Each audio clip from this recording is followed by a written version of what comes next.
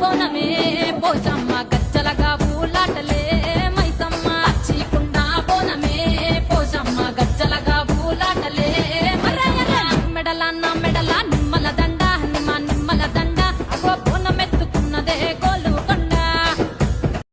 మరి పిల్లలు ఉంటే ఎంతమంది పిల్లలు? నాకు 3 పిల్లలు, 3 భార్యలు 3 పిల్లలు. చెప్తాను వినండి. కౌడావారమే ఖచేరి